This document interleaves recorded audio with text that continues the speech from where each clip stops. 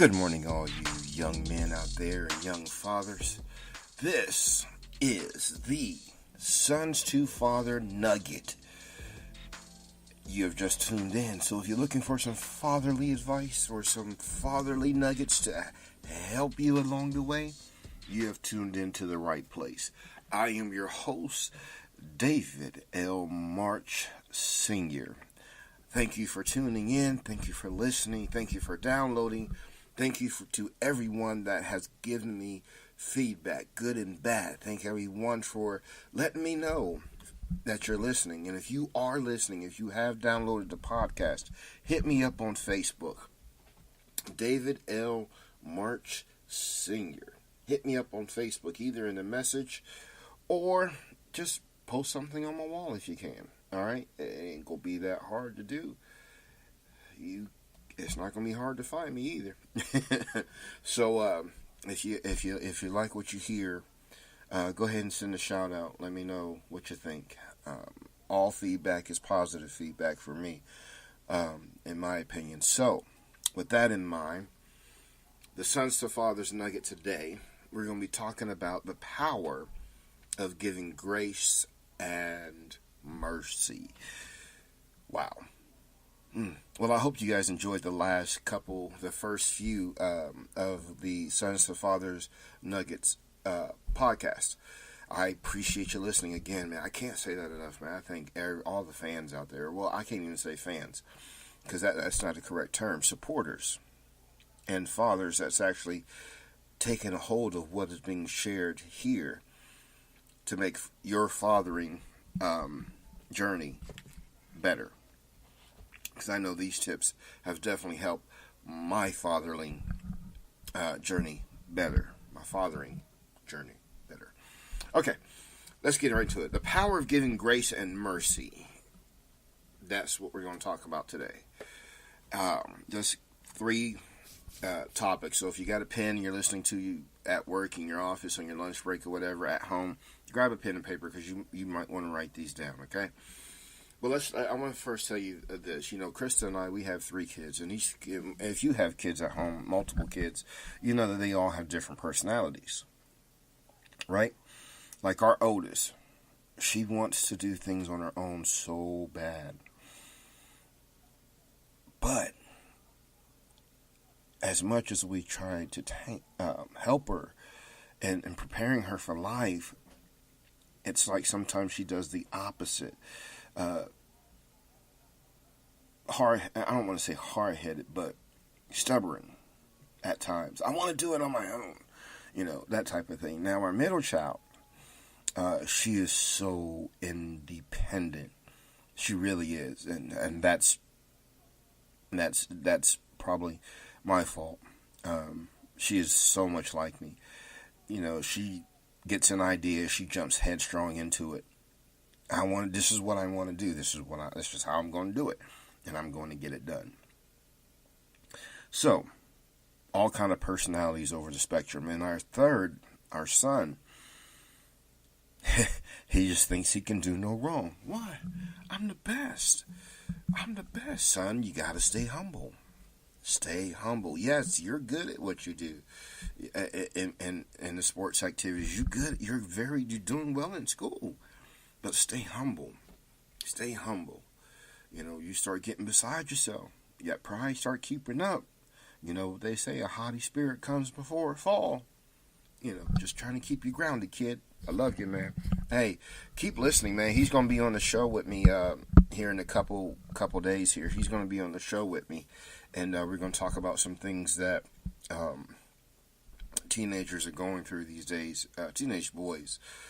That way, you fathers that are listening and have boys at home that are under the age of 15, this is going to give you some insight of what's going on and where they're going. And for the fathers that have daughters that are in this age, and you know that the little boys are paying more attention to her now, this is going to help give you some insight to what the young men these days are thinking.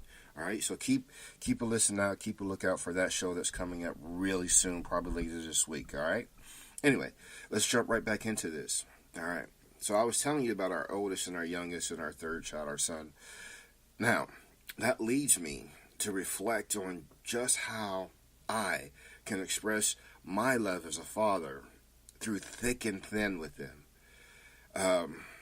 Now, if you're looking for a unique way to love on your kids sometime soon, like today, try an upside down idea. An upside down idea with me, okay? Just try this with me. Giving grace and mercy, even when it's the hardest. Again, like I told you in a couple of podcasts ago, in the last podcast, you're going to hear me say we have to love like Christ has loved the church, like Christ loves the church. You're going to hear me say that often throughout this whole podcast. Not just this one, but the many, many, many, many, many to come. These are just because this is what we're supposed to do as fathers. All right. Now let's look at a couple of ways to celebrate our children in the face of their failures, which is very, very on time because we've been dealing with this with our oldest, with her feeling as though she's a failure. And, I told her the other day that a failure is not a failure in the way that you're thinking. But what I told her, let me see if I can find it now. Here it is. A failure is simply this. I told her this. I didn't say this is what failure is. This is the words that I told her, and I quote myself. Strength and character are built up by setbacks, by the failures that you think you have. Those setbacks or those failures are activities designed to help you succeed, but you got to have the right perception and mindset to be fruitful in that, to be successful in that thing which you believe is a failure, but it's not a failure.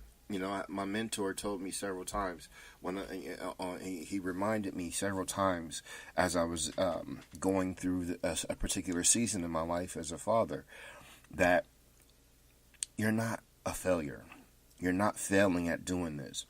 You're just finding out different ways on how not to do this. So it's not a failure. It's just that the thing that you tried for this, it didn't work. And it might work for something else. It's just not working for this particular situation. So it's not a failure. It's just something that didn't work for this situation. All right? So keep that in mind when we talk about failures with our kids. We have to be loving. We have to be encouraging. We have to remind them that they are strong, that they can make it through. And it's sometimes because of the choices that they've made, because of the people that they're around. You need me to say that one again? Sometimes the failures, he's sitting there looking at me. Sometimes the failures that our children have, the faults that they have, is not necessarily their fault. But it's because of the people that they're around that cause them to do that. Because we know our kids, we know what's in them, we know what they're capable of doing. And I know that from my circumstances, my daughter is so much stronger than she gives herself credit for. And I know that this little setback that she has, she can make it through. All right? Now listen, failures, like I was saying before, it's not something that we normally think of. Most of us don't think about it. We just, it's a failure. No, it's not a failure. But there can be great power in showing mercy to your children. Now, notice these three things, or these aspects of these principles, these points of view, these nuggets I'm about to share with you that only grace and mercy can convey. Now, I was talking about earlier my son and his performance in school and his performance in sports, as well as my middle daughter, my second daughter, my favorite second daughter. Shout out to Voss Water, man. It's the bomb. All right. little shout out there. Plug. Hit me up, y'all. Anyway, love isn't based on a performance. Love is not based on performance at all. Okay? So people so often think that if they do well, then they're more deserving of love. If I behave well, or if I do what you want me to do, then I've earned the right to be loved. This is where grace and mercy comes in. But that's not how love works, is it? Of course not. Love is a gift that's given, not a commodity to be earned. But our kids, like many people, default to the idea that they need to perform in order to be praised, in order to get our attention, in order to feel love. But all that means it's good things, but it's not what our love is based on. At least I'm hoping as you as a father, your love isn't based on that. Now, by all means, now let's celebrate our kids, their accomplishments, their achievements. Let's celebrate them. But once in a while, show them that you love them even when they have failed, even when they have fallen. Why? Because Christ loved us even when we fail. Come on, I'll amen myself on that one. I mean, nobody amen. But let's say my son, he plays volleyball.